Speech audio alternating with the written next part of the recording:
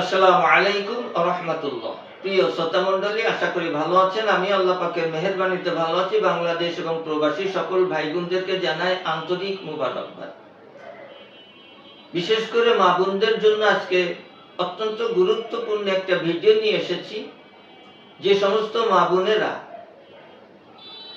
বিশেষ করে বিয়ে হয়েছে অথবা বিয়ে হয় না, শরীর খুবই দুর্বল, স্বপ্নদোষ হচ্ছে, শরীর কৃষ্ণকায় হয়ে গিয়েছে, বিশেষ করে যার বিয়ে করেছেন স্বামী সহবাসে ইচ্ছা হয় না, একবার গেলে 15 দিনের মধ্যে আর মন চায় না, ইত্যাদি ইত্যাদি। এই সমস্ত সমস্যায় যে সমস্ত মা বোনেরা রয়েছেন তাদেরকে আজকে গুরুত্বপূর্ণ একটা ভিডিও দিতে যাচ্ছি।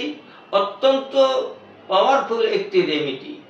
মাত্র 3টা জিনিস আমাদের লাগবে। আমাদের কাছে পাচ্ছেন সকল রোগের জন্য গাছগাছালি ও লতাপাতার আয়ুর্বেদিক অর্গানিক অরিজিনাল ঔষধ।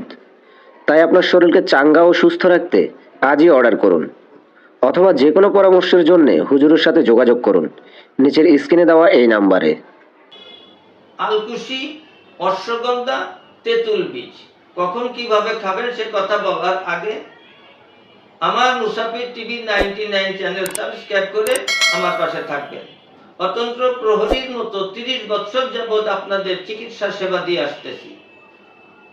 সুতরাং নিঃসংকোচে স্ক্রিনে দেওয়া নম্বরে সকাল 8টা থেকে রাত্র 11টা পর্যন্ত যে কোনো সময় আমার সঙ্গে যোগাযোগ করে সুচিকিৎসা সুপরামর্শ নিতে পারবেন।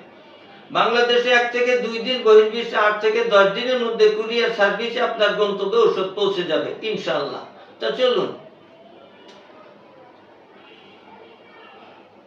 আলকুশি, অশ্বগন্ধা, তেঁতুল বীজ 50 গ্রাম করে এই চূর্ণ আপনি নেন। অবশ্যই নির্ভেজাল হতে হবে। অসাধু ব্যবসায়ীর কাছ থেকে ভেজালযুক্ত ওষুধ খেলে কোনো উপকার তো হবে না, বলকে ক্ষতি হওয়ার সম্ভাবনা থাকে। এই জন্য বিশ্বস্ত দোকান থেকে অথবা নিজেই সংগ্রহ করে শুকিয়ে নিজেই চূর্ণ করে চেলে সংগ্রহ করুন। এই 3টা উপাদান একসাথে সুন্দর করে ডাইলেশন করে কাঁচের বয়ামে সংরক্ষণ করুন। সকালে 1 চামচ, রাতে 1 চামচ।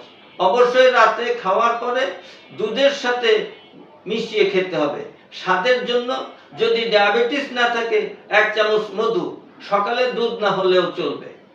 এভাবে সেবন করুন 2 থেকে 3 মাস। আপনার মনের যত চাহিদা আছে আনন্দ ফুর্তি করার সমস্ত চাহিদা পূরণ হবে ইনশাআল্লাহ। সুতরাং দেহ আপনার, সুস্থতার দায়িত্ব আপনার। আপনি বিবেকবান মানুষ, বিজ্ঞ চিকিৎসকের শরণাপন্ন হয়ে চিকিৎসা গ্রহণ করুন। অহেতুক সময় নষ্ট করে টাকা খরচ করে মানসিকভাবে ভেঙে পড়ে আর্থিকভাবে ক্ষতিগ্রস্ত না হয়ে নিজের মেধা দিয়ে যাচাই করুন কে সঠিক আর কে বেঠিক। আল্লাহ আমাদের সকলকে সুস্থতা দান করুন, আমিন। আজ এখানেই শেষ করছি। আসসালামু আলাইকুম ওয়া রাহমাতুল্লাহ।